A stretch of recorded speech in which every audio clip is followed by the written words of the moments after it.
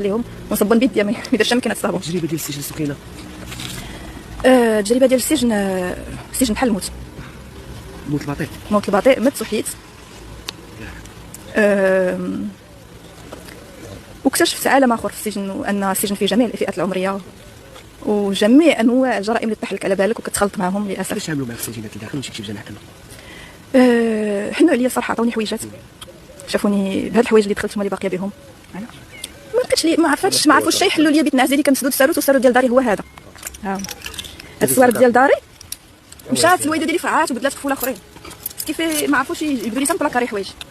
السجن واعره ما عرفوش الوالده ديالي ما عرفاش كنقول لها خصني نصدر هاد الميكا باش ندخل نتوضا في الطواليت بلديه، خصني فوت ما جابوهاش ليا. السجينات اللي تفبروا عليا، وباش داكشي اللي باش قلت لكم انا تحيه الامهات ديال الاحياء الشعبيه، اغلبيه الاحياء الشعبيه ديال كازا عارفين تحرر الحبس، عرفتي كيوجدوا القفه لولادهم داكشي مطرق، ماشي بحالي انا وليت كنسعى في الحبس، راه كارثه عظمى. كيحنوا عليا بعض طبعا انا راه بحال الحبس بحال الحياه العاديه.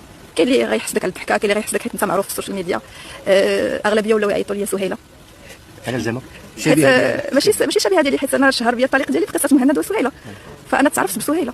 دونك واخا هو ما تحسبش عليه الشهر، انا اللي حسبت عليه صعيبه بزاف. والله يفرج على اي واحد، ونتمنى هذا القانون العقوبات البديله انه يطبق في اقرب وقت، يا اما في سجن مظالم. وهذا الشيء اللي كاين. السجن مدرسه. السجن انا بعد علمني انني نولي نقرا بنادم تعرفوا، الله يعفو عليك، تسكاني تعرف شنو الخبايا، ومكنني انني نعاود نكتب على هذه المشاكل ديالي باش نفهم شكون اللي خلط بيناتنا وشكون اللي خلط بيناتنا. حنا الخلاطه والعطايه اللي دخلوا بيناتنا. انتم اللي خليتي لهم المجال؟ انا اللي خليت لهم المجال. النهار الاول كنت مصطلحات ديال عكاشه، وليت عكاشيه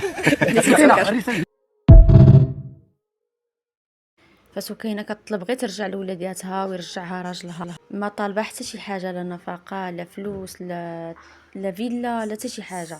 بقوه ما توحشت وليداتها تنازلت على كل شيء. اي ام غتقدر تحس بها في هذه اللحظه هذه، بالخصوص البنيه ديالها الصغيره توحشتها بزاف. الصراحه سكينه بقات فيا بزاف ديال الناس في التعاليق كيتضامنوا معها. فاش دخلت لقيت كل شيء كيتضامن مع سكينه، كل شيء كيقول حشومه وحرام، اللي مع يعني اللي ما راعاش العشره.